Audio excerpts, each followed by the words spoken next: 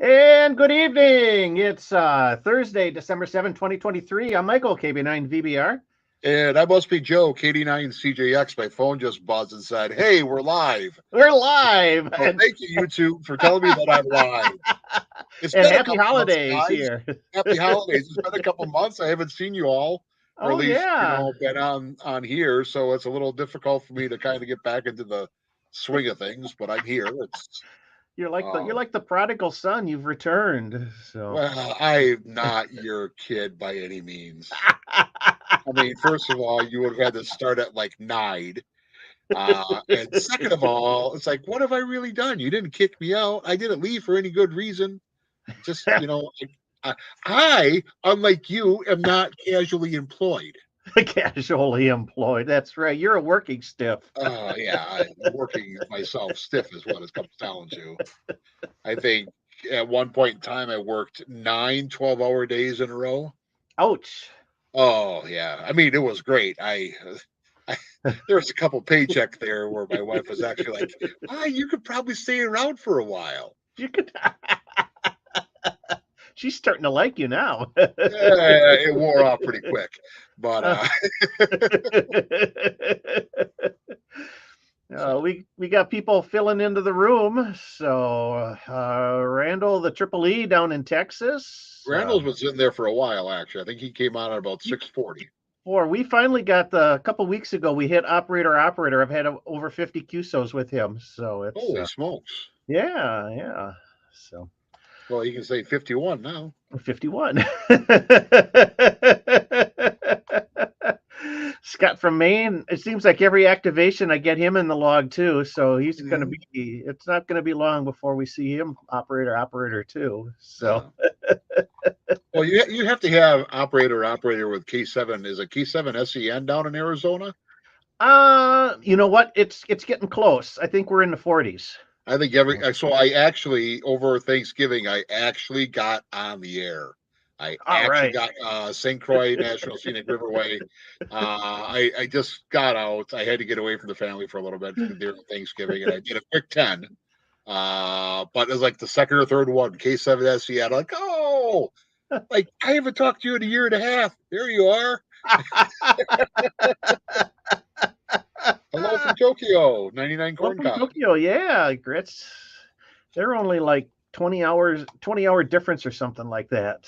So I think it's got to be a little more of that. That means it'd be 4 hours behind us. yeah, it's.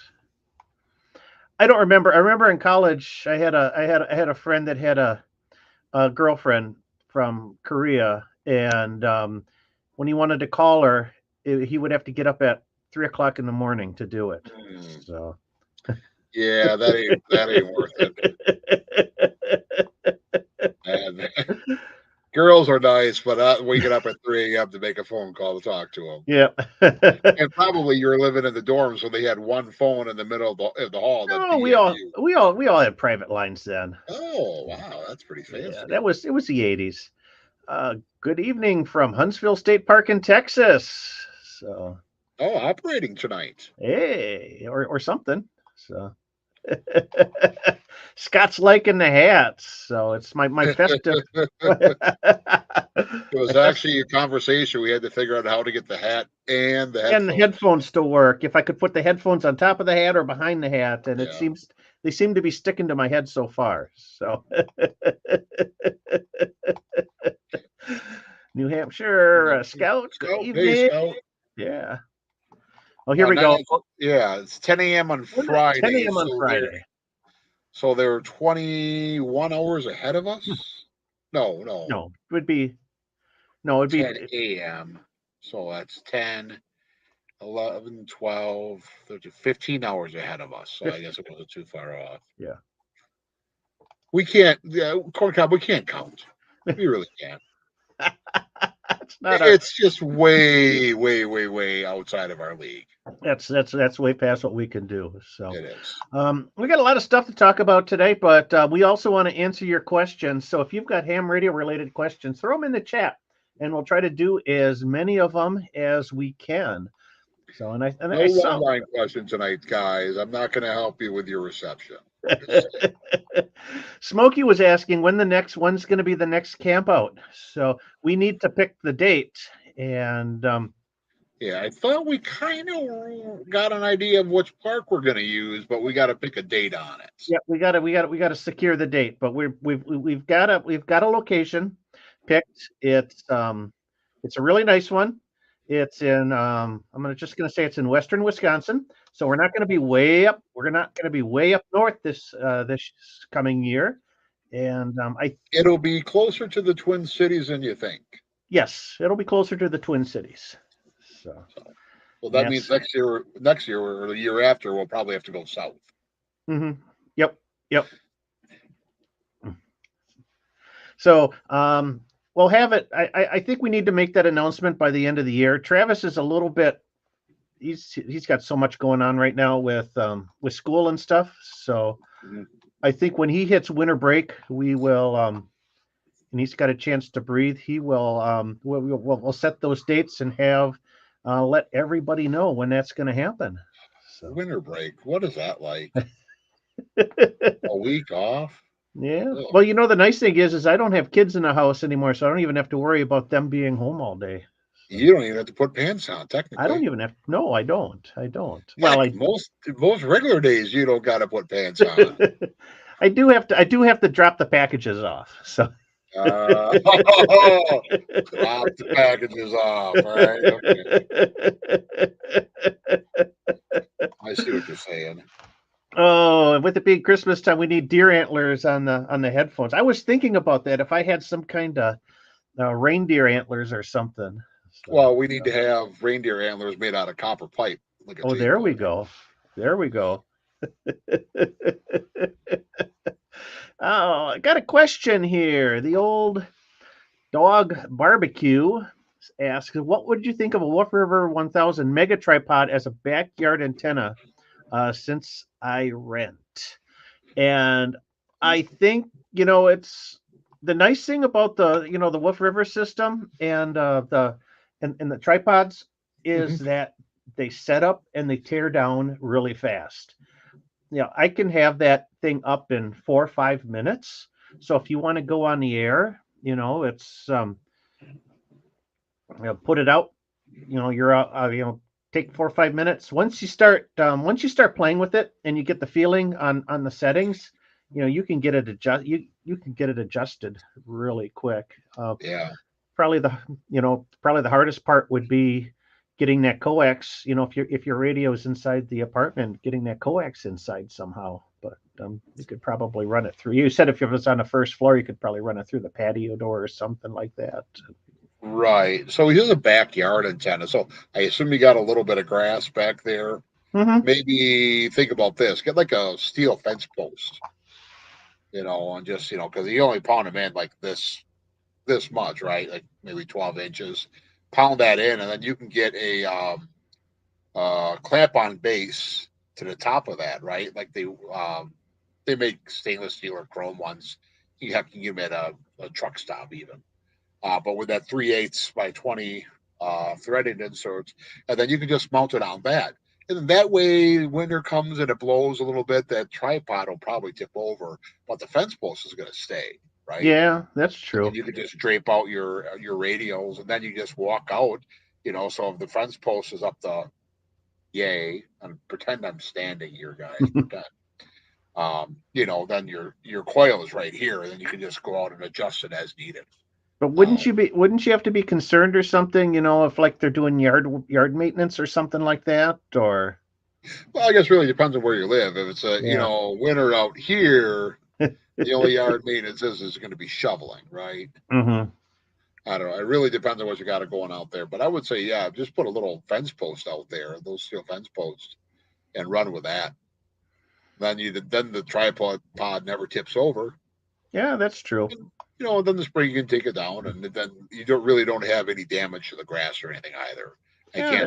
I can't see a landlord complaining about that. Yeah, I guess it depends if you're in a complex or not, or this ground spike, something short too. Yeah. If you don't want the big post, that might be a little bit more low key. Well, but the other thing though is if you're in an area where you get a fair amount of snow, the spike ain't going to help you. Yeah, You're just be that's barely. true. So, That's true. That is totally true. So but if you're south of the Mason-Dixon line, the spike is great. the windows, if you're setting up temporarily and have to tear down, the instead of messing with the radios, the window screen is a great option Yeah, because you can just lay that flat and throw the tripod on top of it, and yeah. that Old Dog Barbecue says he's in Florida. So, okay. there you So, go. snow is frozen precipitation that does not melt. It stays on the ground all winter. It's not permafrost. Um, but okay. Thanks, Old Dog Barbecue. Yeah, Christmas Day is going to be 70 and sunny for you, I bet you. Yeah, yeah. See, Since he could use a spike, as Mike said. Yeah, yeah. I think the spike, a spike would be a nice low key option, and then it's not as obvious as a fence post. So, Right. Joshua, you got another Wolf River question here. He's got the silver bullet coming tomorrow with the 213-inch whip. Is there recommended whip length when using it? Um, if you are going to be, for 20 meters and above, you can actually completely delete the coil and use just the whip itself. I've made a little bypass out of a piece of wire, and so that I can go around the coil. Otherwise, if you've got like the tripod or a bracket or something like that, just screw the whip in to your base, uh, and run with that only. Full for the 20-meter band, you're going to want to fully extend the whip with the exception of about the last section, and then make the last section about halfway. And that will get you on the top end of the 20-meter band. If you want to do the bottom of the band for like FT8 or CW, then you're going to want that bottom section about 3/4. Yeah. And you kind of get the hang of it after doing it a few times. You don't even have to pull out an SWR bridge or an analyzer or anything like that. Let's see, 21 megahertz 15-meter band. It's about 12 feet or so. I forget how many sections it is. I've gotten really good at eyeballing it. And then 10 meters, it's about 8 feet. 8 feet. Yeah. And then those will be resonant quarter wave sections. So, and then for 40 meters, then you'll want to use the coil and fully extend the whip, and then adjust the coil for resonance.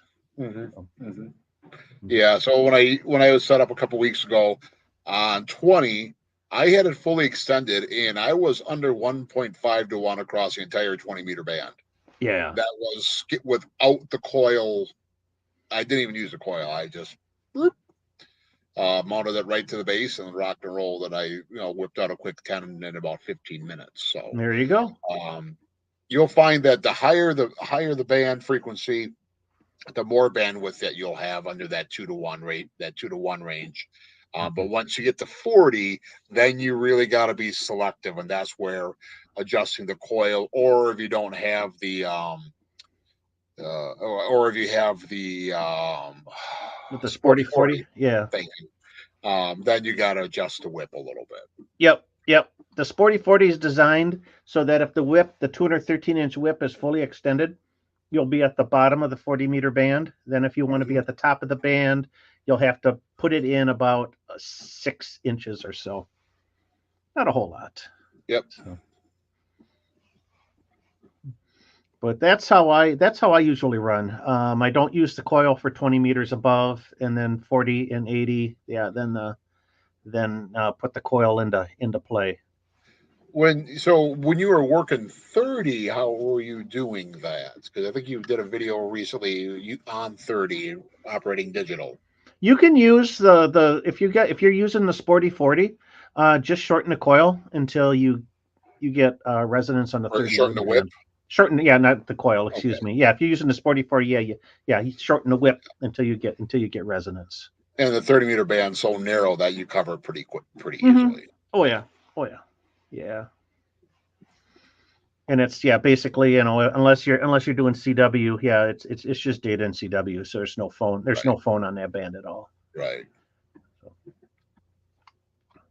So let's see here. Well, Scott was saying about Subaru Portable. A Forester generates an annoying metronomic pop when not running.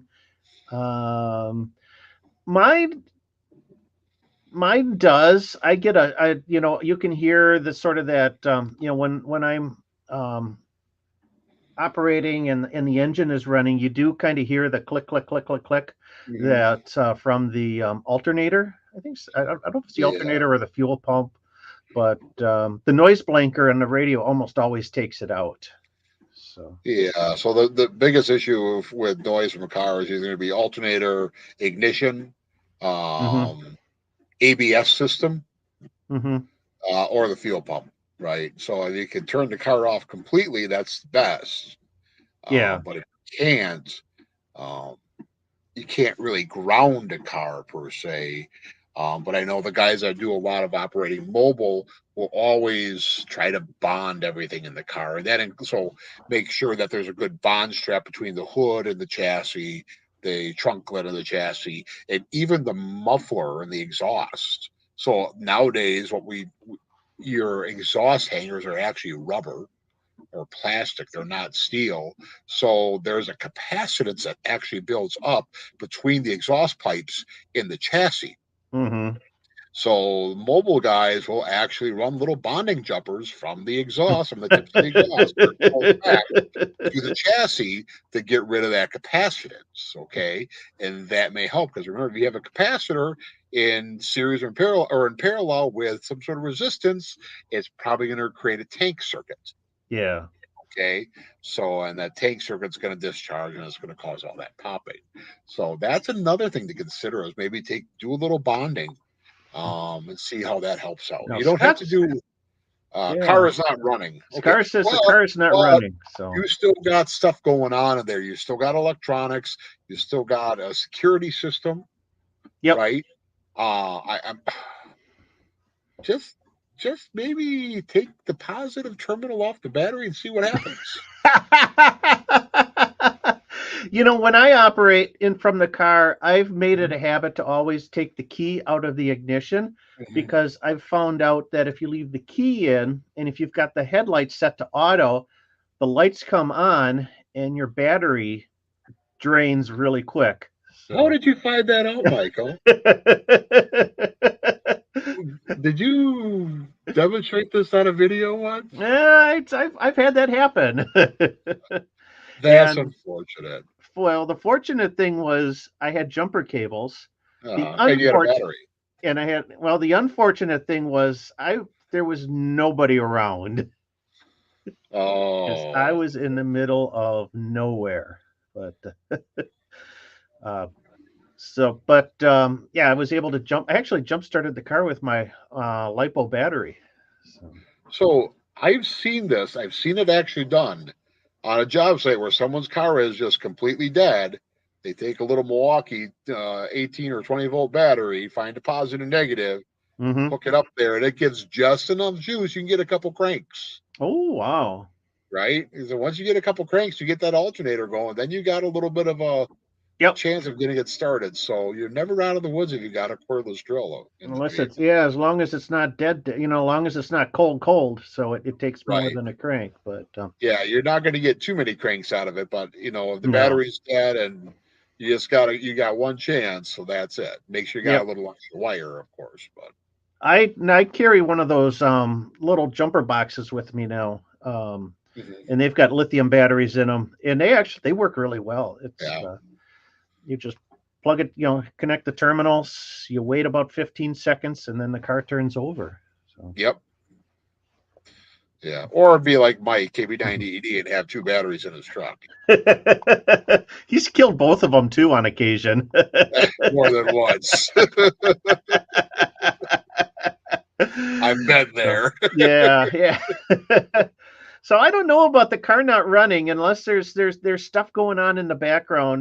Make sure the key is out of the ignition. I guess Mhm. it's Yeah, because you're gonna then have to you wait 10 minutes till everything shuts off now. yeah then it's Because all the probably that accessories are on a yeah then relay, it's probably doing other stuff. My car's a 2014, so it's still pretty dumb.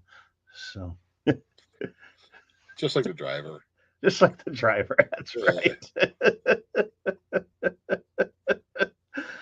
Oh man. Yeah, portable radio operator often learns a lot by accident. So Oh is that yeah, the case? yeah. There's been days like, oh well, we're gonna make this work.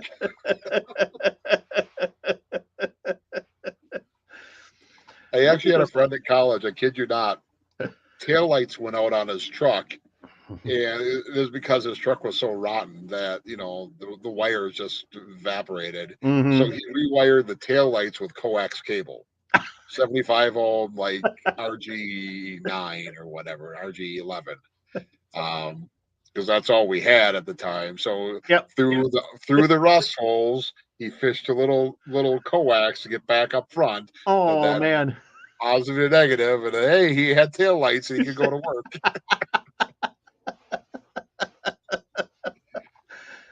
Oh my Any god. yeah. That's crazy.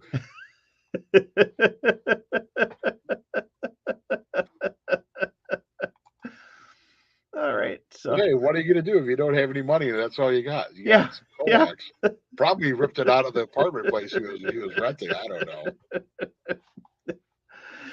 yeah. Well, speaking of the POTA campout, James says greetings. Unless I'm Wormfood, I'll be at the next outing. So AC9QN. He was at the last one. So it's yeah, it was a blast. Well, glad to we'll be so glad to have you again.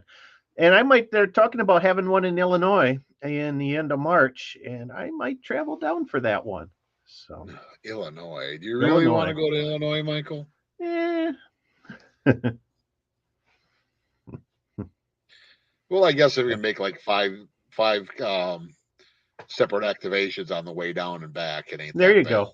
There you go. Make a big trip out of it. So Mario, this is a really good question. Uh, Mario's interested in the hobby and what's the least amount I can spend to set for a home setup.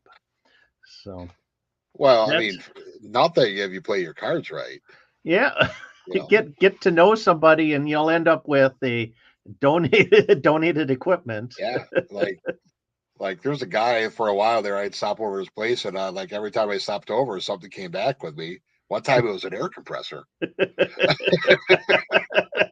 That's when you were just starting out. So Right, right, yeah. yeah. Eh, It's to this day, like if a young guy comes and buys something from me or that I'm selling, he always gets a box of freebies. this Hey, I'll sell you an HT for $70.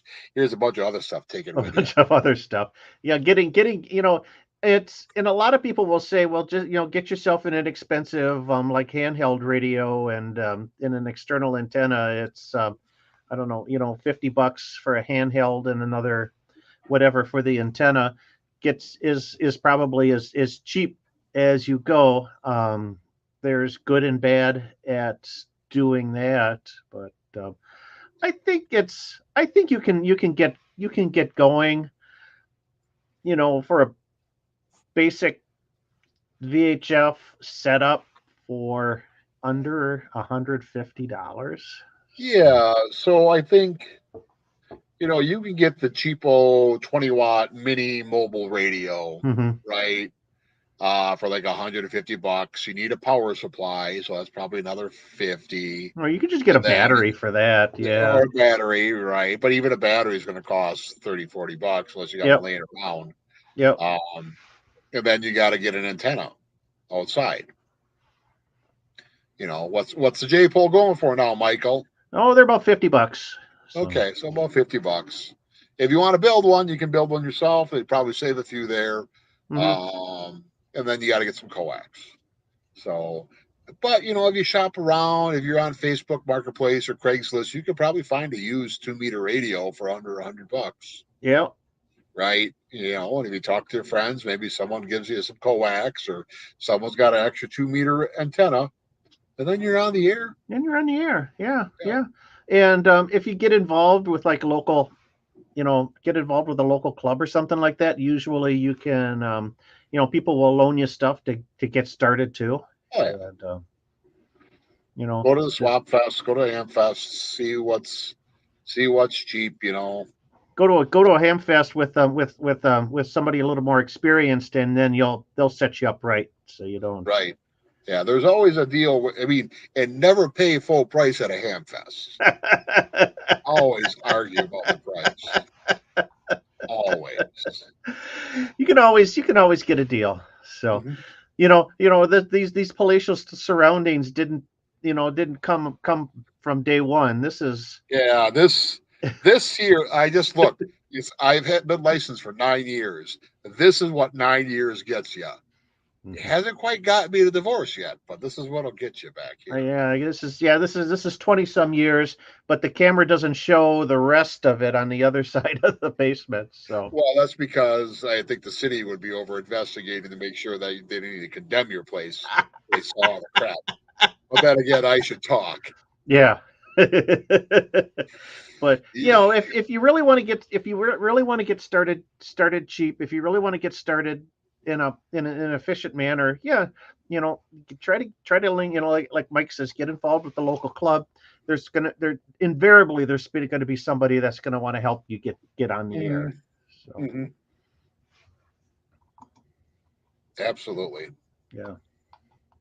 And on a side note, there, Brian is asking, I picked up the Yaesu FT3D. Is this good enough to get me started? Oh, heck yeah. It's a beautiful little radio. I got one of those Yeah. myself, Yeah, and I had it. Well, I have a 3D. I had a mhm. 2D until the unfortunate fire incident. Yep, yep. But I have the 3D, and that's great. I put that in a little bag, and even when I'm like traveling, it just goes in my duffel bag. Mhm. So absolutely, that'll get you on the air, and that gets you system fusion too. So if you Yes, want to talk outside the repeater area, then you can certainly do that too.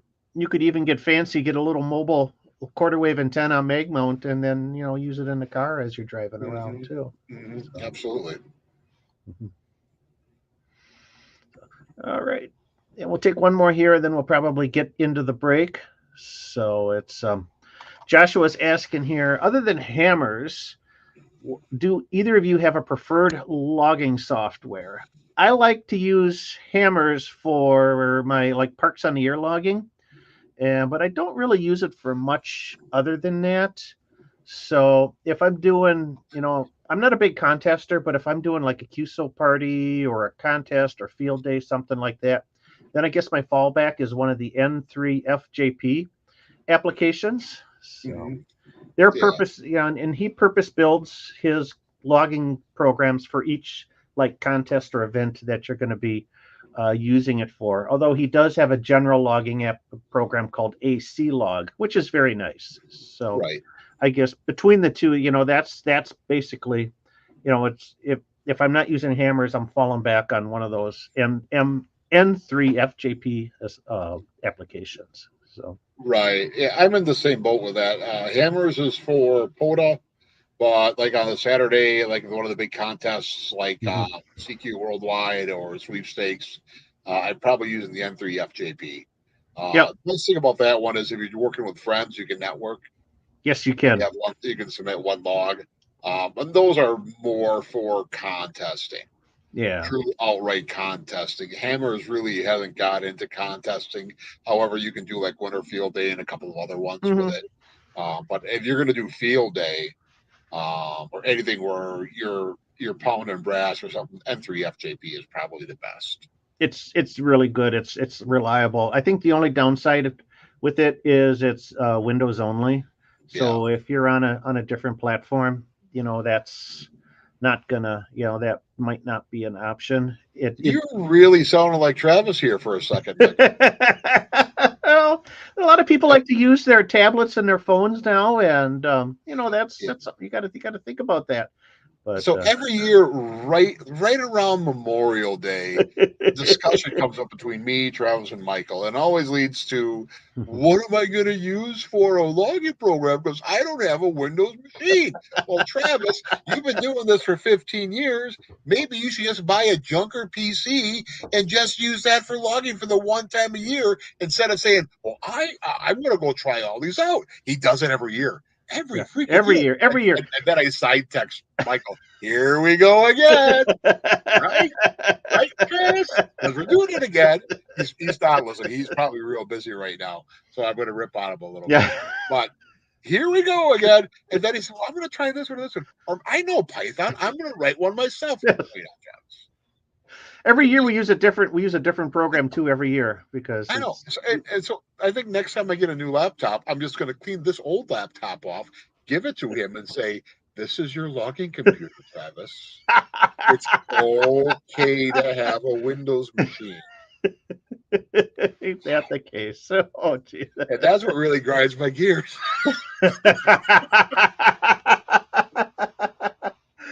Well, speaking of gear grinding, make sure everybody stays towards the end because we're going to have a little bit of ham sexy going on.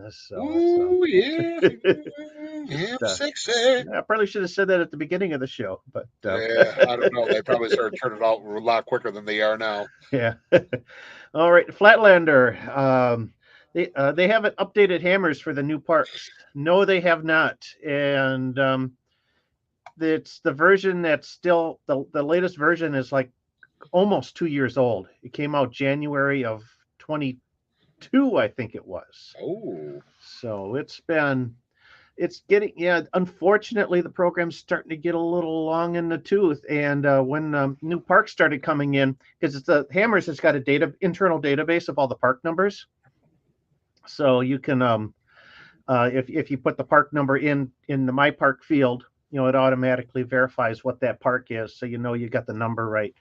It can't do that with the new parks, unfortunately. And there's a couple other little quirks with in the your park field. When you add one of the 5-digit parks, sometimes it munges things up a little bit, but it properly outputs the park numbers to the ADI file, so that's never an issue. Yeah, but I'm sure there's probably something in the works of that. Yeah. And the thing is, now that they've lifted the moratorium at adding parks, they probably just can't have a static park database. It's probably going to have to be more of a live database. It's probably going to have to be, or more regularly updated. I know the developer, he's got a lot of life things going on. He's got a family and whatnot, so I think that's why it's been backburnered. So, but hopefully it runs for the most part, but hopefully we can get some of these bugs fixed sooner rather than later. So that's my Christmas wish. And peace on earth and goodwill. And peace on earth. Goodwill towards men. So I should have done a live stream ham sexy rundown of all our setups during the POTA campout. So yeah. Well, we did. I got a few of the setups, but not everyone. There was a lot of running around with the camera. So. I didn't give the ham sexy the ham sexy so. Scott had one of the more ham sexy setups with his camper. Yes. Since we're at the bottom of the hour, I just want to kind of remind everybody of the supporters, the people that help keep this crazy train rolling down its tracks. So, and that's our patrons over at patreon.com. And we got some new ones that came in the month, this last month. So just I want to welcome everybody on the supporters and the friends level. Our new supporters: Jim Doyle, Stephen Bernier, Lynn DeHart, and Robert Rode. And on our friend level, Mark and Emily Willis. Thank you so much for doing that. It's so greatly appreciated. We really enjoy your support. Also, our top level is our associate producers, and those are can continue to be Alex Valderrama, Rand Gray, Ken Efting, Brian Liebing, Ron Greathouse, Joe McMarheen, Cliff Colvin, Mark Martins, Larry Taylor, Curtis Hustis, John T. Young, Michael, Lyle, the other Michael, Radziki, Andy Russell, Bill, and Dave White. Thank you so much for all you do to keep this, like I said, keep this thing afloat and running. I really appreciate it. You too can lend your support over at patreon.com. Help support the mission to educate and inspire the amateur radio community. That's over at patreon.com/KB9VBR antennas. Have some bonus content over there. So if you want to see like complete unedited Parks on the Air activations, that's the place to find them. 2 hours of me on the radio. It couldn't get much better than that. So it's thanks a lot for the support. And now a quick word from our sponsor. KB9 VBR antennas are simple, effective, and affordable VHF and UHF antennas for amateur radio, MERS, public safety, and GMRS. Made in the USA with quality parts. Get yours online at jpole-antenna.com. Okay, and if you're looking, and I know Joe just stepped aside for a second, but he'll be here momentarily, so I will have to solo my layout here. If you're looking for an antenna to give as a gift for the holidays, I just want to note is the shipping deadline is coming quick. The latest I'm going to be able to get stuff out is about the 18th of December. After that, I can't really guarantee Christmas delivery, but we'll try our darndest. So that's like Christmas is coming up fast. So that would be like the middle of next week, I think it is. So. Well, no, I think the 14th. So today's the 7th. So next Thursday is the 14th. Okay. So 15th. So the Monday following. It'd be a week from Monday. So you got 10 days. You got I'm back.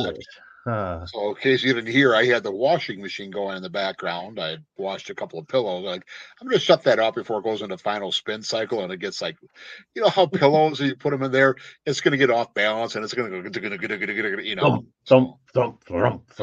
Yeah, I had to shut that off real quick.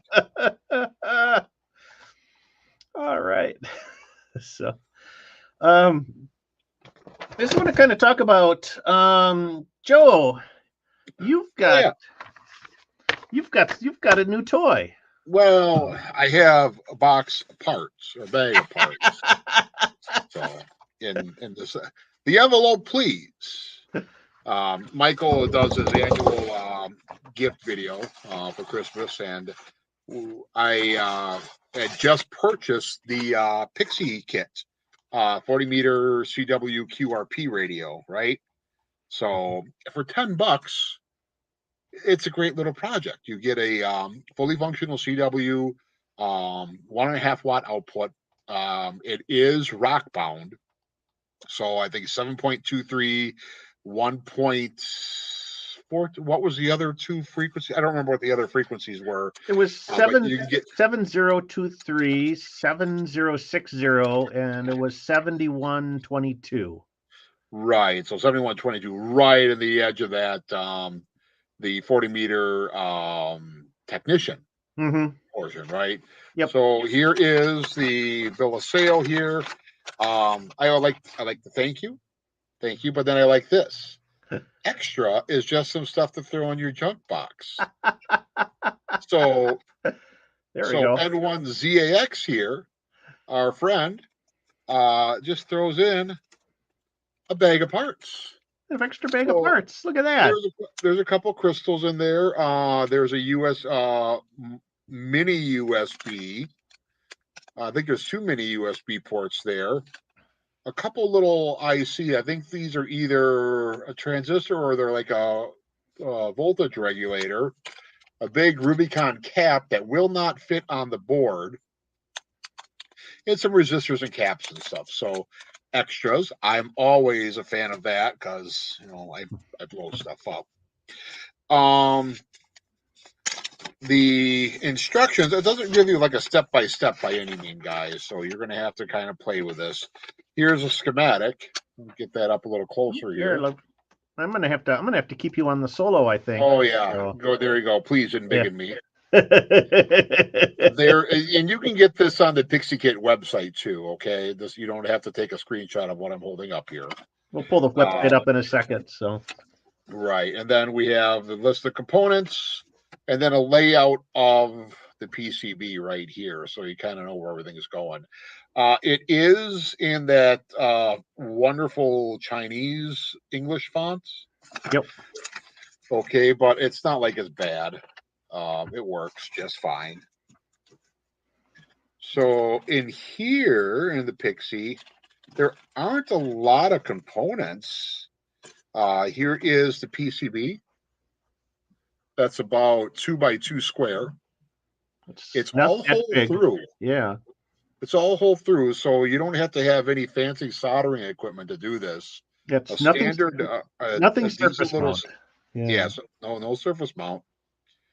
So you can just go ahead and a little Weller iron, some decent solder. You would just be fine, I would think. And here's all your components, resistors, caps, little blue inductors. The little blue resistors are not resistors, they're inductors.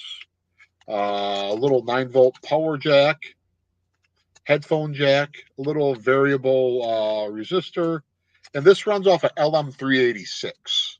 So you got the little IC right here, and it's got a little base there too, so you're good on that. And a SM or a BNC connector too. All right. And I think he even threw in a couple extra BNC for like adapters. Well, no, that's actually if you got some coax. Okay. Probably some RG58 Oh, or so you can put a. Oh, so you can put a BNC male on. Yeah. Nice. So again, for $10, a little winter project. It probably only takes you 2 hours to get this all. My daughter, my wife just got home, and they're already out. Merry Christmas, everyone. I would say this would probably take you a good 2 hours to get everything done up correctly. I think it'd take good evening project. Maybe maybe split it over 2 evenings because you're probably gonna have to do a little bit of troubleshooting and yeah. And the only thing I'm seeing here, just looking at this now, there you go. That's a little bit of so that's the board right there that I have. You can kind of see there's 2 little spots right at the top here. They just kind of almost cut off at the top there. Not overly thrilled about that, but I think that'll still work. And actually, now I look at that's just part of the ground plane. So I think that's where the phone and the key jack go. I think you'll be okay. Looking at these pictures on the website here, it looks like the board's the same that way too. So it's yeah. So that should just be part of the ground plane. So that probably isn't too bad. But again, and then you can go online and you can download the if you have a 3D printer, you can build a case or you can 3D print a case. Yep. Otherwise, if you're not 3D printer enabled, you can just probably buy another one for $5 or $10. Right. Yeah. Yeah. And if you're not really inclined to solder, I think for $15-$20 you can get these pre-made. I think they do have it. Yeah, and the prices are cheap, super cheap. It's like $13, $10. Yeah, I mean, so maybe you got a couple fully assembled for $24. You got a couple Padawans if you're Elmering and you want to help them all get started, or if you're a club and you want to do a project night, this is a great project. That would be 4 or 5 people in your club on 40 meters and doing this. Start working at CW at night. That'd be a pretty good idea. Yeah, I'm thinking I might have to pick this one up. The 3 crystal kit. The 7023, the 60, and the 122. Wow, 3 crystal, $17. Man, inflation is getting real bad nowadays. Big spender. Yeah, we'll do the KB9 VBR net on 7023 CW. There we go. QRP. 40 meter QRP. It puts out, what did you say? It puts out 1.2 watts at 12 volts? I want to say 1.2 to 1.5. I thought it was. I mean, but with CW, that's actually, that's really good. Yeah, I mean, at that power, even at that power, you'll make some stupid contacts and you'll be amazed. Oh yeah. I'd probably end up with a pile up again. Yeah, you go to the portage out of there's a pile up the next 5 minutes. So did I tell you when I got the 817 now? Mm-hmm. I didn't quite understand the power setting display indicator, and I thought I had the radio set to 5 watts. I went out. It was 500 milliwatts. I went to a park and I got like 33 contacts in an hour, and I said, "Hey, that's pretty cool. 5-watt QRP. That's not bad." I'll come and find out after reading the instructions, I was at 2.5 watts. Wow. But that's only one S unit, right? Yeah, between that and 5. So I think all your fanboys out there are stalking you. So we got some great comments coming in. So don't underestimate the joy of a bag of parts. hey, free parts I'm not going to turn down. All right. And just remember, troubleshooting pairs with a nice cold beer. Or a cocktail. Either or. Cocktail. Yeah, yep. Yeah. And it'll smell of solder. So. I love the smell of solder in the morning. Yeah, so I'm looking forward to you. Now this item, the Pixie kits, that was in my holiday gift list. So I think that would be a good, if you're looking for something to get another, a ham friend or something like that. $10, that's like in the price range of white elephant category. It's right down there. I mean, realistically, if you were stuffing your own stocking, you could do that. Yeah. So I'm gonna have to. Heck, even if your wife was watching, I mean, if your wife found out that you came home with a radio for $10, $10 radio, she probably wouldn't say anything bad. Maybe not. So I'm looking forward to seeing this thing completed. So I am too. But I actually have to have like a night off to do it. You have to have a night off to do it. Problem. That's my problem. Is well, maybe you'll get any nights off. Maybe you'll get a couple days between the Christmas and New Year's. I better put in for it. I think is what I got to do. You got to put in send an email tonight. Yeah. Like I am not working ever.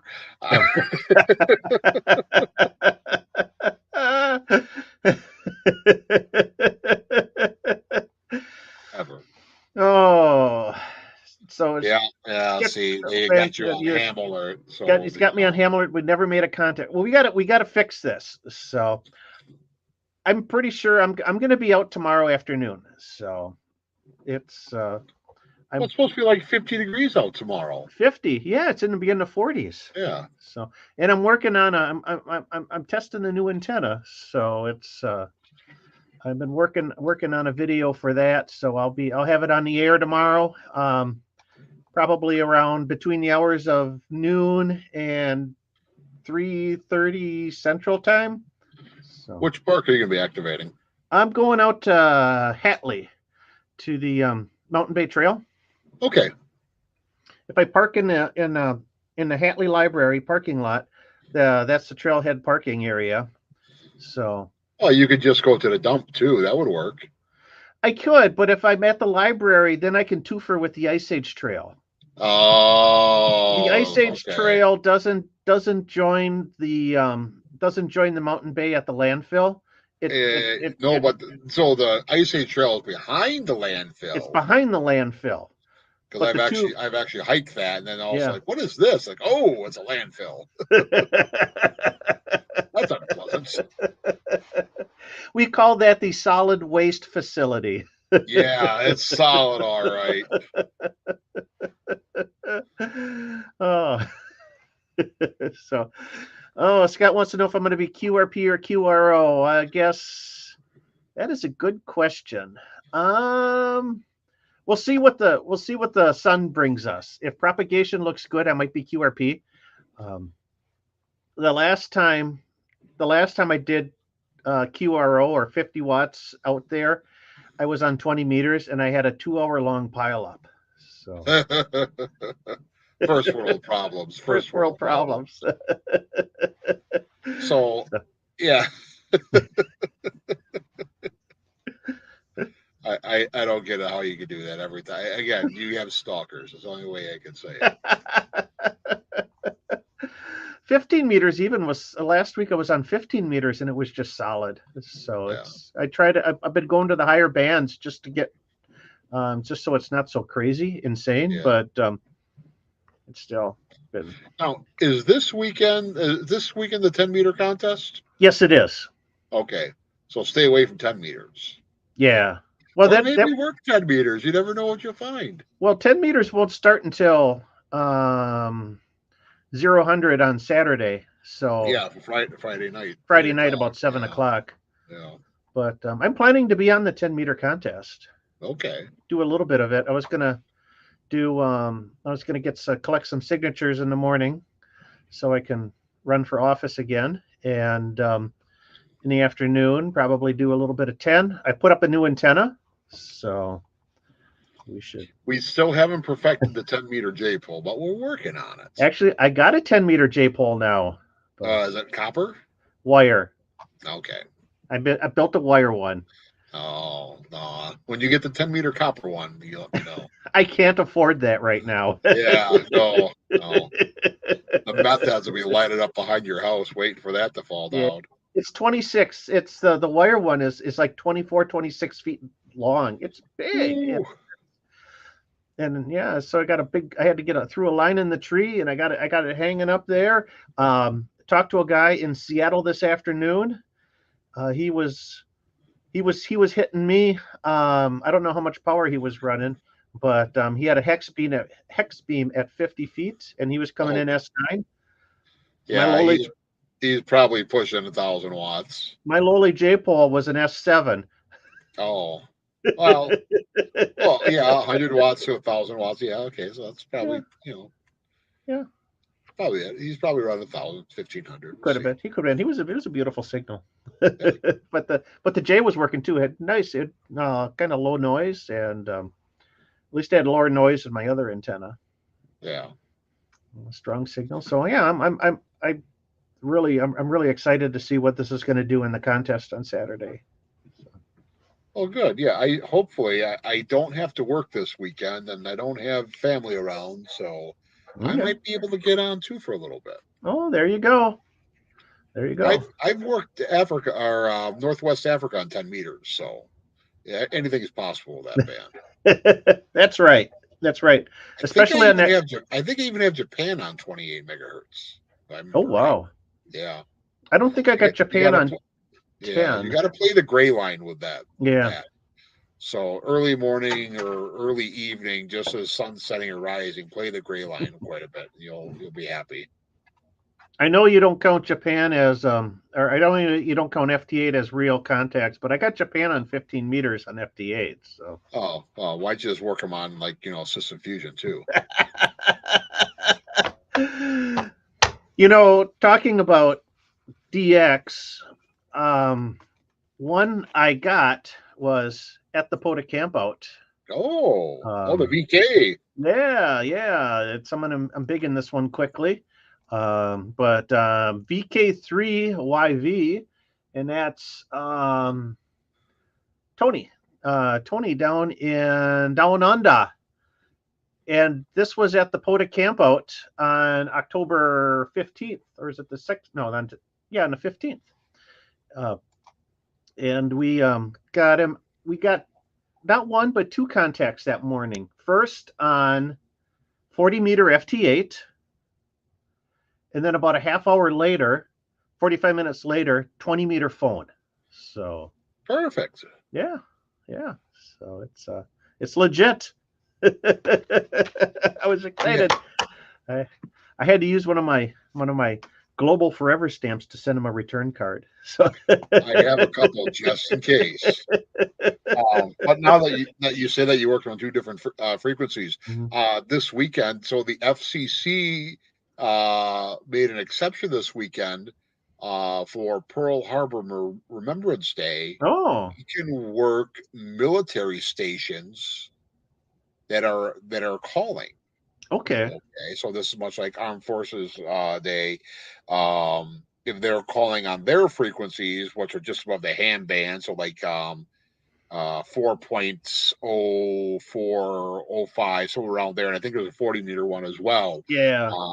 If you can run split on your HF radio, you can work those stations as well. So I'd be paying attention to the spotting pages, and I'm sure those will be out. Watch for those. Those are really neat. They do those on Armed Forces Day in May, and it's a really cool thing. So the military stations, they stay in their their frequencies are right adjacent to the amateur stuff. So if you work split, they'll talk to you on their frequency, and then you talk to them on your frequency, and it's kind of it's kind of a cool thing.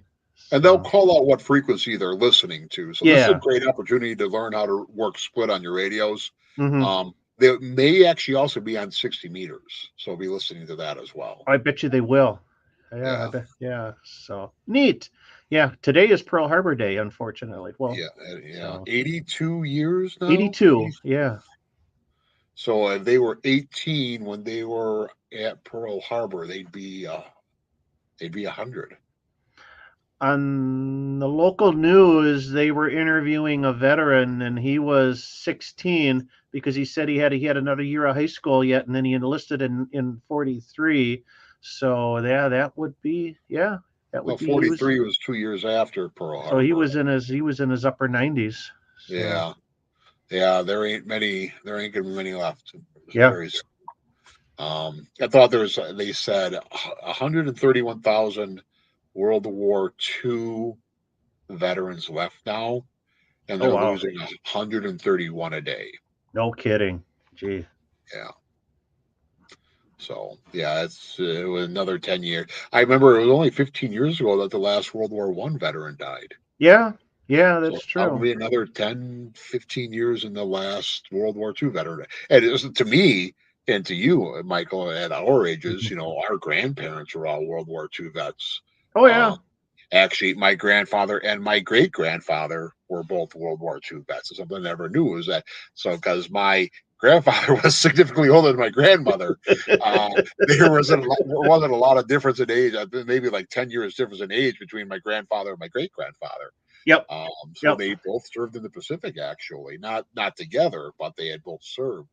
Cool. So that's kind of an interesting tidbit. But yeah, not many left. Not at all. No. My grandparents and my grandfathers on both sides were actually they did not serve because they had to run the family farm, but they had brothers that served. So it's right. I know one brother didn't make it back, and the other one did. So and it's crazy. You still hear to this day, now that we have DNA technology, that they're still identifying remains. Oh yeah, they're based off children and grandchildren now. So to this day, there's still a lot that never came back. Yep.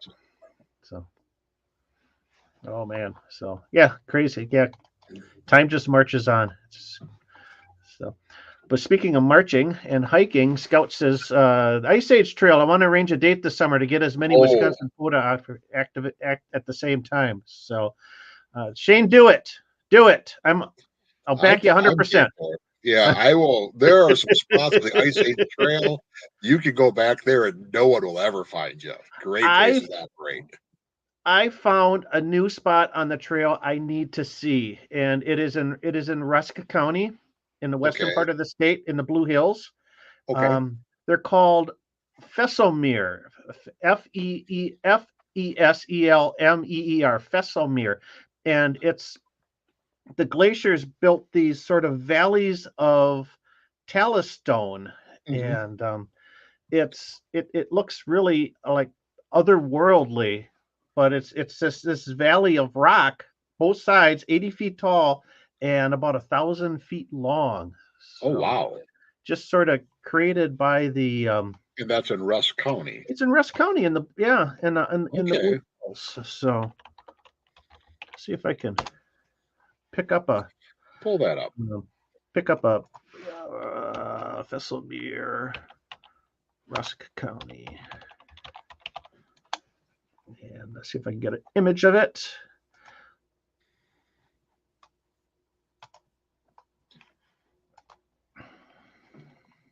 Okay, and roll that beautiful bead foot. Look at this. That's. Oh wow! The trail goes through there, huh? Yeah. And it's just a valley. It's a valley of rock, talus stone. That's quartzite that was fractured by the glacier because quartzite is relatively brittle. Mm-hmm. So, and yeah, it's just these valleys of stone like that. So there we can see a person for Oh scale. wow, that's crazy. I didn't think it was that big to begin with, but now when you put someone there, like, holy Yeah, smoke! yeah. So Probably also a good way to break an ankle, but I'm just saying. that's what I was thinking too. Yeah. It's a little it's deep into county forest land, so it's a little it's difficult to get to, but Mhm. it's something I really want to see. So yeah, Okay. wild. Well, Yeah, those are I would take my daughter there, but that would be like concussion number 4 in 12 number months. 4. Yeah, yeah. Oh man, she just got back from the concussion clinic today. My kid knocks herself out like just in a blink of an eye. I don't know. She takes after her dad. Hmm, Not real bright so up here like me. right. And yeah, so she's knocked herself out a couple of times, and I see that, and I think, she'd have to wear a helmet. Honest to God, put a So bike helmet on her, chin strap, whole 9 yards. so Scout, make it happen. So we want to get the trail on the air. Absolutely, yeah. Get that signed up, and I'm game as long as I'll find a way to make it. Just not in July or August. Someone said previously, "Isn't summer you're busy?" I'm like, "Yeah, Yeah. and now, and probably the next 6 months, I guess. I don't know." I did get done teaching my class. I also teach for our locals apprenticeship program, and my class is done now for the year, so I don't have to worry about that till August. So All right. there we go. So, good deal. So all right. So yeah, that's the so yeah. Flatlander says yeah. Looks like an ankle twister. That's what Oh I. yeah, absolutely, absolutely. Stitches are going to be involved. It's not going to be good. Bring your radio with APRS. All I'm going Yeah. to say. Well, Rusk County is pretty remote, so Yes, it's we got a few ham friends that live in Rusk County, so there's always an evac plan if we go out there. there we go.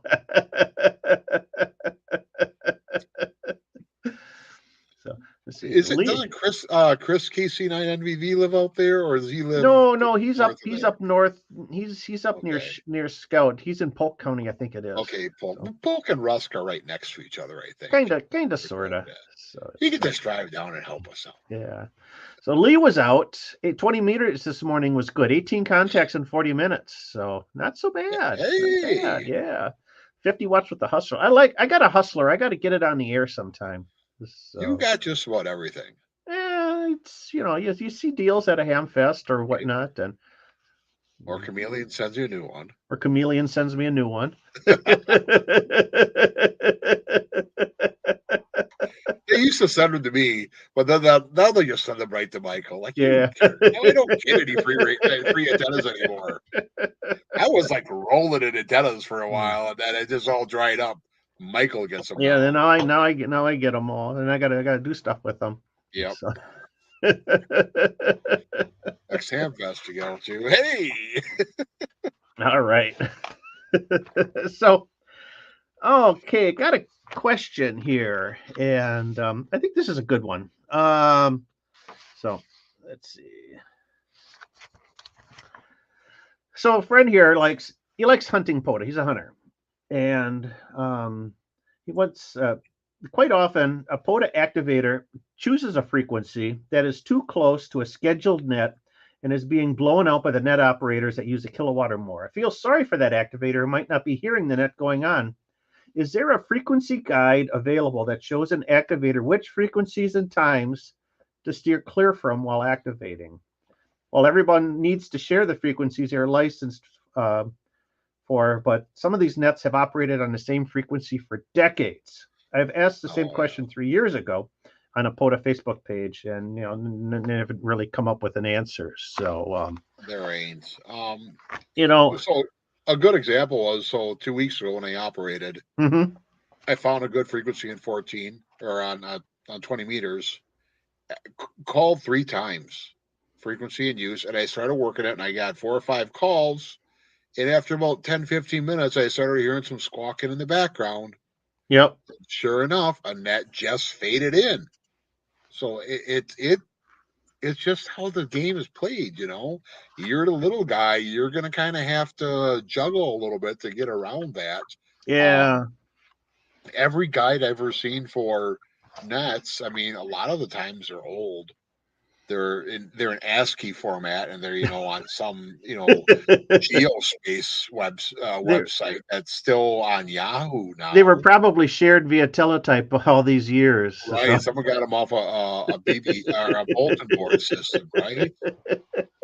yeah, I mean, there's the major nets that you'll find, but there's so many nets that you're just going to kind of have to play it by ear, right? there's some frequencies that you kind of steer clear from, and I've learned, I've learned from experience where nets usually will pop up like 14.300. That's Yeah, the maritime net. You stay away from that one. In 14230. I mean, that's where all the mhm. SoulScan TV is. Yep, Just don't go there. 14 to 30. Yeah, yep. They're all. 7200. Don't go there for any reason. Any reason. If you're in the You remember that scene in The Lion King? mhm, What's that dark spot out there, yeah, Father? That's 7200, son. 200. You'll never go there.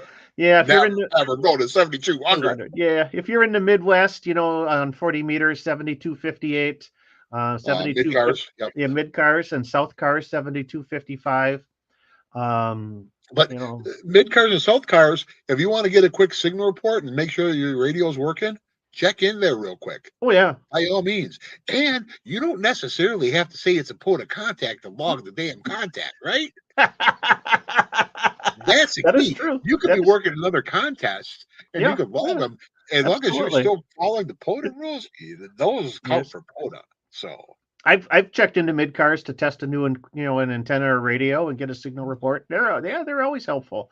oh yeah, absolutely. It's 14,290. Nets usually pop up on there. 14, 322, 323, I think it is. But it depends on the time of the day. So Yeah. it's you kind of yeah you usually if you're working your activation, Mhm. and then all of a sudden somebody a kilohertz away starts coming in, really loud. It's what I'll see if I can shift down, 1 or 2 kc or something Yeah. like that. So it's I don't I don't get into a fight with nets. If a net wants to start up, I'll move. Yeah. That's not something No, that's that's a match that just no one's gonna win at yeah. all. The other thing too, at night on 40 meters, you get about 720, 7200 or Hmm. 7220. So 7220, 7230, 7240. That's a nice little spot to sit in there for some like late shift activations on 40 meters. Hmm. If you get below 7200, there's nets there, and then you get before 7175, and then that is all extra It's all class extra stuff. in Yeah. Europe and in Asia, because outside of our region, Yep. that we're the only region that goes to 7300. Everyone else has to stop at 72. 72. So 71, 75 to 7200, like those stations that are trying to work DX that are like general class stations, all plop right in there. So just stay especially out of that section. especially in the evening hours. So Yeah. yeah, in the daytime, in the mornings, I've had good luck in that area. But as if for late shift stuff, you wanna find something above 7,200. But then now you're battling the international broadcasters. So it's Yeah. Yeah, you'll run into that too, and you ain't gonna win that battle by any means. But, nope. but at least the shortwave broadcasters. There's a schedule. You can see that Yep. anytime. So Yeah, you can usually find an empty spot. So, um, good piece of advice. I try to avoid the top of the hour for starting an activation. That's when most net starts. mhm. That's really good. It's if you're that if a net's going to begin, it's usually at the top of the hour or maybe even the bottom of the hour. At the 30-minute mark. So it's that's Mhm. you if that's great advice there. But yeah, I know I've searched for net schedules and I've found a couple of lists, but nothing definitive. And Yeah, there will never be anything definitive. I mean, that's just pop up mhm. all anytime. So Yep. So just if you get interfered, if you're receiving interference, just try to readjust. yep. It's the best thing I can say. So all right. I think we got one more here I wanted to kind of hit before we get a little ham sexy. So, chicka bow wow. Brown chicken, brown cow. So, Radio Man asks, so will the dipole antenna outperform, say, a woofer coil vertical? I have a woofer coil that works well, and I was wondering if a dipole would work better. Depends on the day of the week. It really does. It really does. It's so a dipole, is a half wave radiator, quarter wave on either side, and say a vertical, of like the Wolf River coil, in its ideal configuration would be a quarter wave vertical with a ground network. I think, correct me if I'm wrong, but unless your dipole antenna is hung at say an optimal height for the frequency, I think they're probably going to be pretty equal. The quarter wave vertical and the dipole are going to be pretty equal in performance. So. Right. So a quarter wave above the ground is usually where you want a dipole. Mm-hmm. So well, a half wave above the ground. Yeah. So for POTA operations, that's a little difficult. Maybe Mm-hmm. 10 and 15 meters you can accomplish that. 20 and 40 meters, that's a pretty hard task. Mm-hmm. Right. So for what it's worth, yeah, you can get a dipole there, you can get an end fed up in the air, you can get a lot of things in the air. How much time are you going to spend setting it up versus operating is one. Yep. Right. Whereas Wolf River coil, some of these other verticals that you can just slap up in a couple minutes, you get on the air. They perform great. They really do. Just watch Michael. He worked. He was in some little podunk park, and he worked. I'm stuttering already. He worked Australia twice on 2 bands in 45 minutes. Okay, they work. They work really good. Yeah. So I don't think going through the extra work of trying to get a dipole up the air is even worth it sometimes. No. And the key really for making your vertical antenna perform is in your ground network. How you can get those radios out, how they're spaced, how many you've got, and that's the key for an effective vertical antenna. And if you can optimize your ground network, I think I think you're gonna really give a dipole a run for the money. Yep. So all right.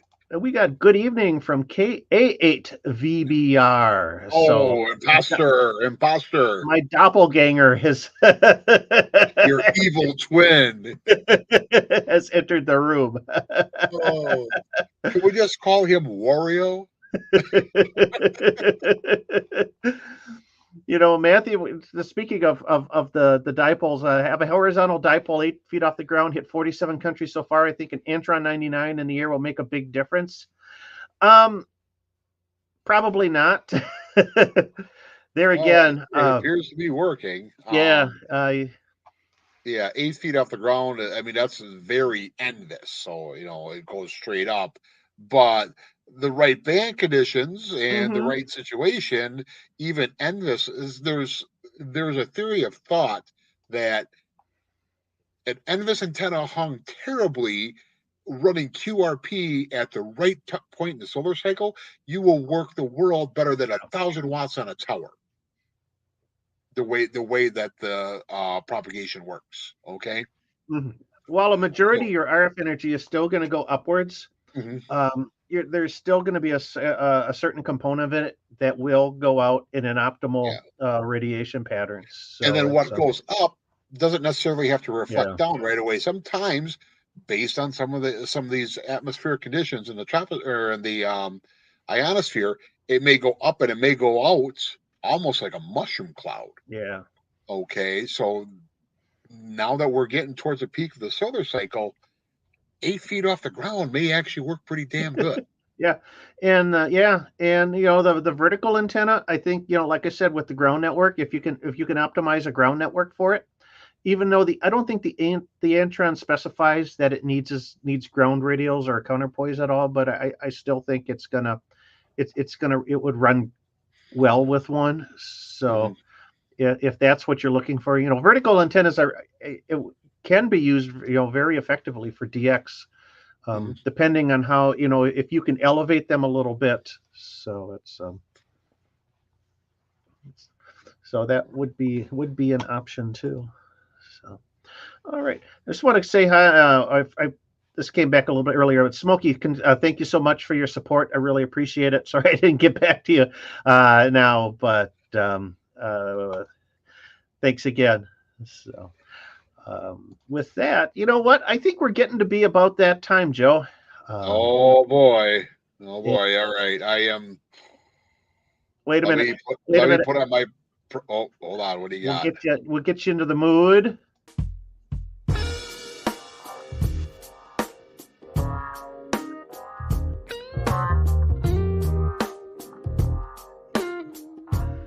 It's time for a little bit of ham sexy.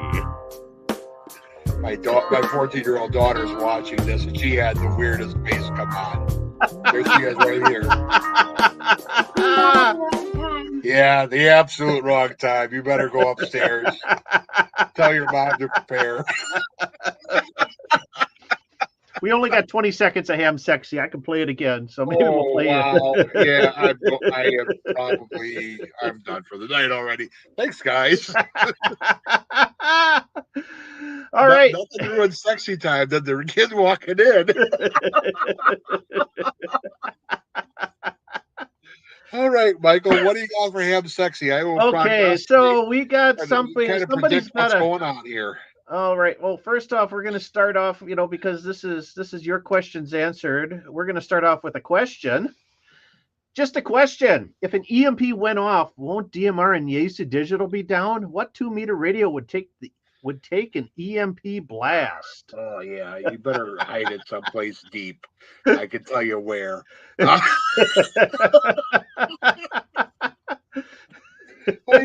Okay, I'm sick and tired of you preppers thinking like the EMP. Okay, I don't know. Put a radio in a trash can and wrap it around with some tinfoil. There we go. Next. What about something like this? Oh, good Lord. Is this the nuclear suitcase? How many bowel fangs can you put in a $200 suitcase? What the hell? Well, we got a couple of retifice in there, too. None of them are worth it. Well, they're not even straight. They're not even straight. Where are the antennas? I don't know. Like, what? Like, or are you some black market retifice and bowel fang dealer? Yeah. Coming in with a trench coat. These are not available in the United States yet, kids. They transmit on every frequency up to 10 gigahertz, right? I don't know. God, I don't know. There's some engineer at the FCC that's just like his mind is going to the meltdown right now, looking at all that crap. Look at this case though. It's a tactical color. So it's tactical. Tactical. That baby poo brown. Oh, so here's one. That's a beautiful truck. It is a beautiful truck. It's like it's old Willys, isn't it? Yeah, it is. I mean, and that's a beautiful antennas. He's got a big old beam up there on a crank up base. He's got a couple other things going on. I wouldn't put them together though. What about that GP9 hanging off the back of the truck though? I know. That's like you can't mesh those together, man. That's a beautiful truck. You put a lot of money into restoring that, and then you put that GP9 on there. WTF? Oh, yeah, but respect the Willies. So, tactical. How many more or UV5Rs can you get on that damn thing? At least you got the water. Is that water or It should be something. I don't yeah? know. It's It's energy probably drink of some sort. But he's got a lot of yeah. leftover Molly there. He could I'm probably gonna get another half a dozen. go on a limb and say it's Kool-Aid. Yeah, I made that reference. It's just like, and I'm sure he does the public service. Like, oh God, no, go away, go away, go away, go away. Next.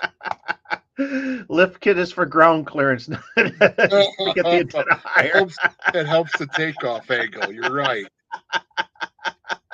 Oh. Hold on. I just got a text from my wife here. Like, is ham sexy a segment on the web show like random dancing? I think she just made an iCarly comment. Ah. Look at this car. What is that? Is that like a Toyota? Maybe I think it's a Nissan. I think it's yeah. Well, you got two antennas on a Nissan. Obviously, the bumper you've been hit once or twice because you did something stupid, but then you put the stupid stripes on it. Caution tape. Caution tape. I bet you $20 there's some like low vis or like low profile LEDs in the back of that window. $20 says it.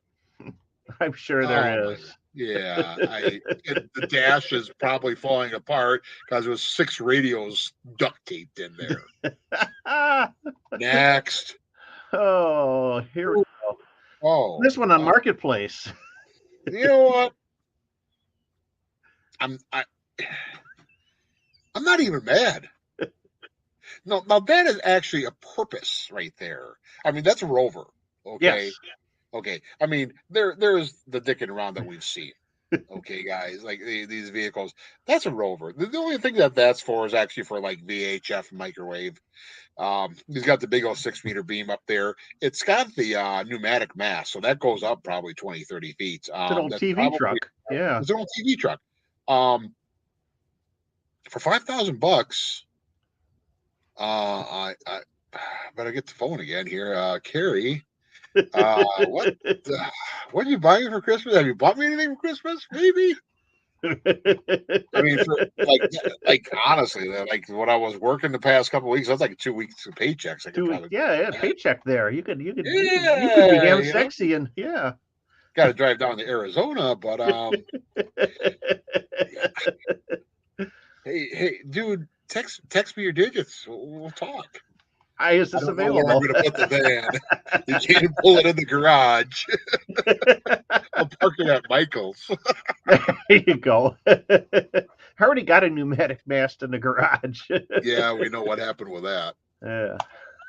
Oops. Oh, no. We got this one first. Whoa. So. Wow. He's got every hustler whip imaginable.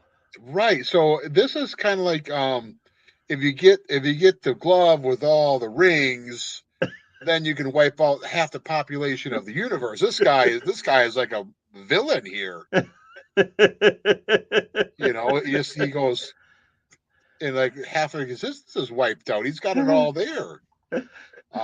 Either that or it's it's like a Satan thing. He's got some witchcraft going on. There's a pentagram in there. I don't know. Yeah. What is that? Is that a Ford? It's like a Focus. Is it legal to have that? Oh no, he's a Vietnam veteran. You be nice to him. He's a Vietnam veteran. Yeah. But I didn't think you could put every resonator under the sun on on the same vehicle. Yeah. So I guess the question is, what happens when they all resonate at once? It's like a slip time thing. You just go out of existence and you come up someplace else in a different space time continuum. There you go. All right, last one. There we go.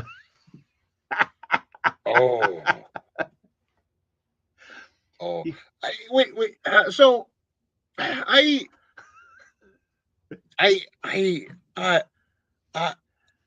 no, I can't. I can't. So first of all, is that like a Is that a bumper guard on the back bumper? He's got a push bar on the back. Back.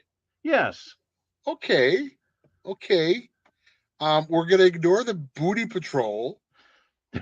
I mean, he's still got the cage in there. I mean, okay, so the license plate is relevant.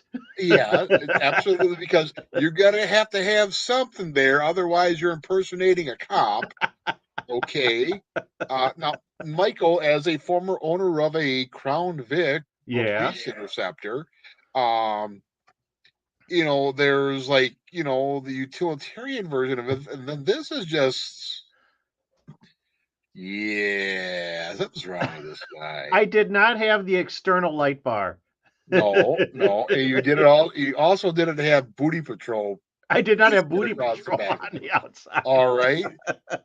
Let me tell you, I'm just gonna go on a limb here, guys. Just hear me out here. I'm going on a limb. This guy ain't getting any booty patrol. I don't think he's ham either. In fact, that antenna probably is stock VHF. It's probably a scanner antenna. Oh yeah, he's scanning. He's scanning hard. He's probably the reason why the local police department went the P25 encryption. He got that one right. He's the guy who drives on the highway and calls people in saying they're going 1 mile over. Wow. Oh man. Yeah, he is. He's patrolling something. Well, the good news is our content's in here not much better than Dave's. So. Wow.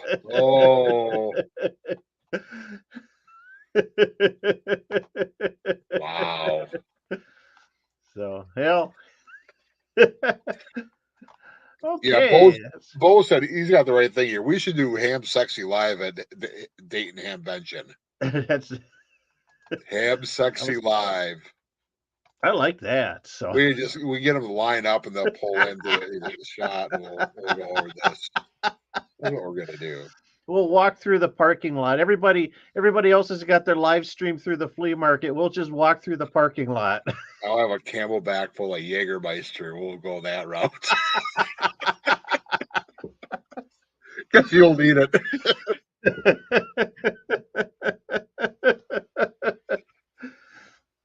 I like that. We're going to do that.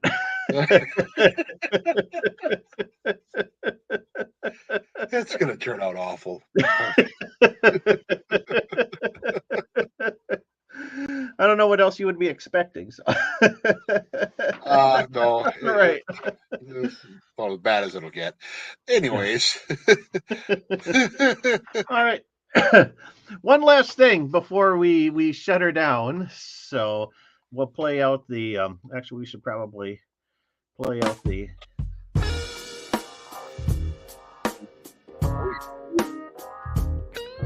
back to the real world.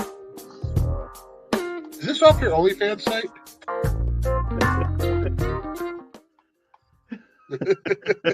Oh, okay, a little premature there. I am. A little bit of that royalty-free music. So, coming up. What is your query? So, drop those ham sexy photos to Joe at 89cjx@gmail.com. Let me see how ham sexy you guys can get. There we go. God, I'm never going to be able to use that email, I guess, again. Probably should have put a throwaway one for you. No, I just threw it away.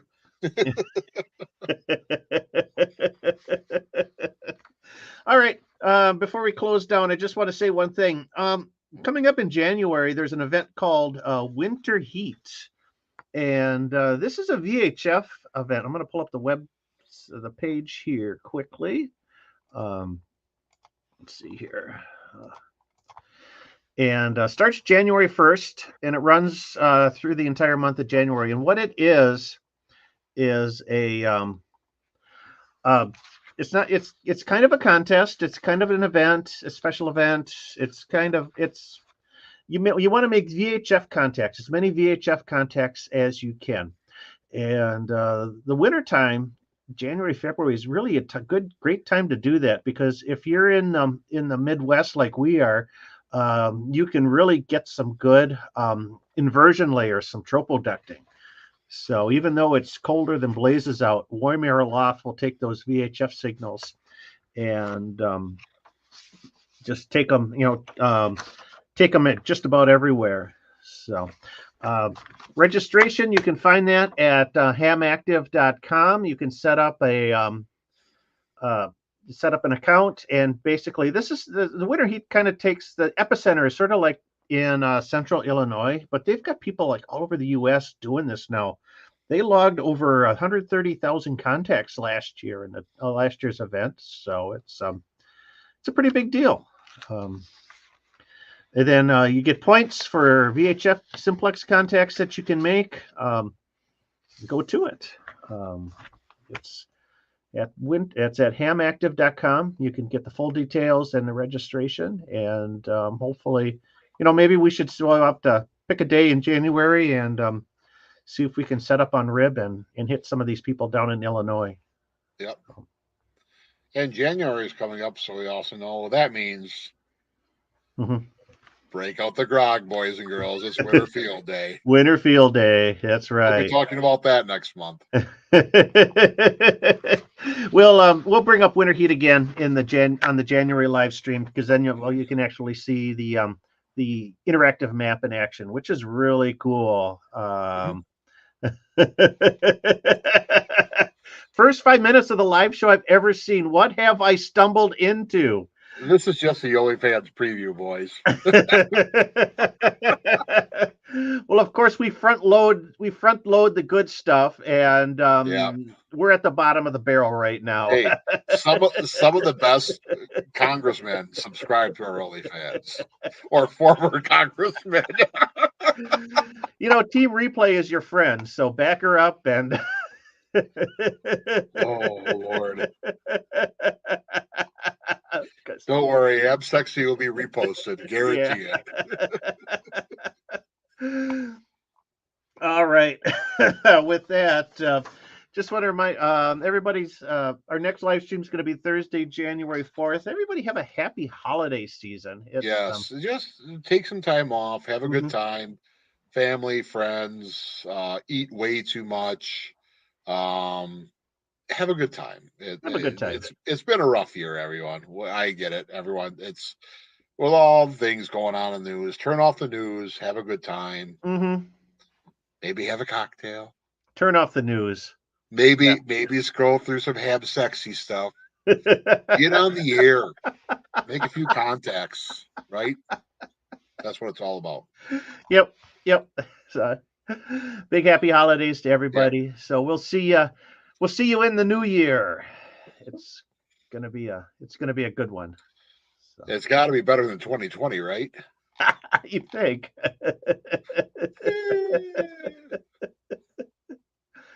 All right. So thanks a lot for joining us. Everybody have a great rest of your day, rest of your evening. Have a great weekend and happy holidays. I'm Michael, KB9VBR.